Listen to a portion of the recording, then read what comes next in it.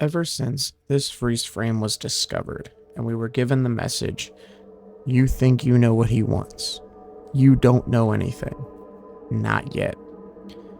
There has been a thought in the back of my head that I couldn't shake at first. I thought I was going crazy, or just pulling at straws. But after seeing the Yule log from Mob Entertainment where you can hear the cutouts say, and how others in the community have stated that Poppy has been more mischievous than initially believed, I knew I wasn't the only one and wanted to throw my 2 cents into the YouTube sphere to see what y'all think. This theory begins at the very start, with the letter that sets the journey in motion. The first thing I noticed was whoever wrote this letter waited 10 years before reaching out. Most people might brush it aside and think that Mob chose an arbitrary number, but I don't think so. My reasoning is that 10 years, an entire decade, is very symbolic and is usually when something major happens. Consider events like wedding anniversaries or high school reunions. So to me, this number seems deliberate. Something else I think about when I see this letter is that it seems more like an invitation than a cry for help. Having this thought in mind is the basis for the entire theory that we will talk about today. I think that Poppy is the mastermind behind this entire spelunking that we have done throughout Playtime Co. And all of this, all that we have gone through, has gone perfectly according to her plan. My reasoning is that from the very start, all the way back in Chapter 1, even though Playtime Co. is this massive warehouse with multiple entrances into almost every room, you're telling me that we can only go through this linear path that conveniently takes us to Huggy Wuggy? And even after the first encounter, when he chases us, the only place we can go through is the vent system, not the hallway he just emerged from? Later on, after the entire vent chase, it just so happens to lead us to the flower that was mentioned in the letter. That seems very convenient. Now, let's be honest, Huggy probably could have reached us 2 or 3 times in the vents because he is obviously well versed, constantly popping out around corners.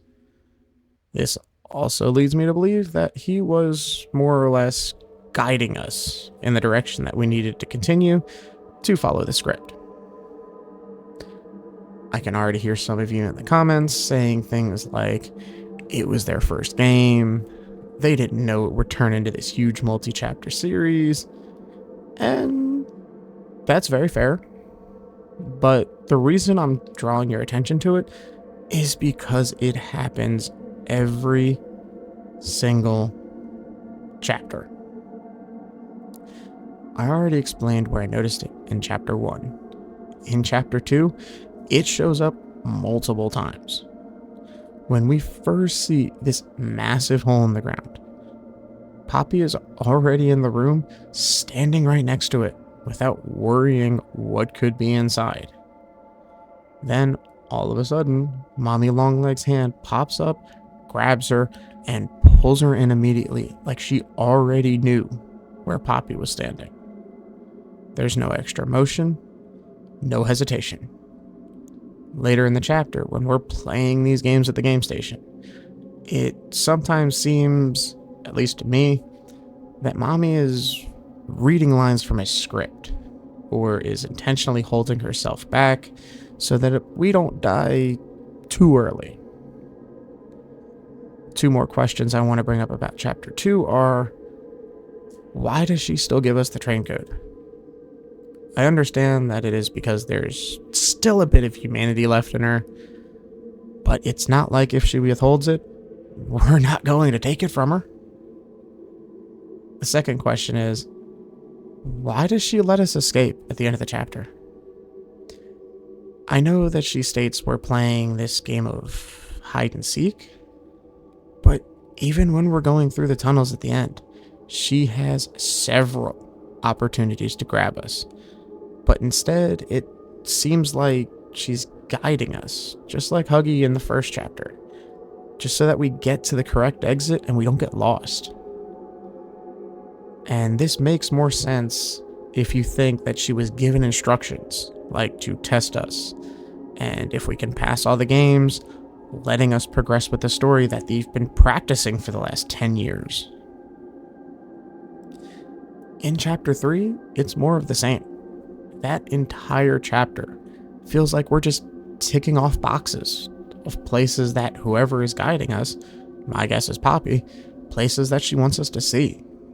Trying to see if she can rejog our memory as to what's going on.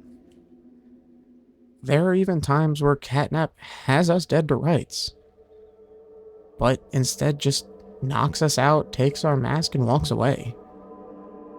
Like he's being instructed to allow us to live. And then if we fast forward to the final boss fight, when we shock him at the end, he's convulsing, but he never makes that desperate attempt to kill us that we see in other bosses and other games. He simply just stretches his arms out, accepts that his part of the play is over, and dies.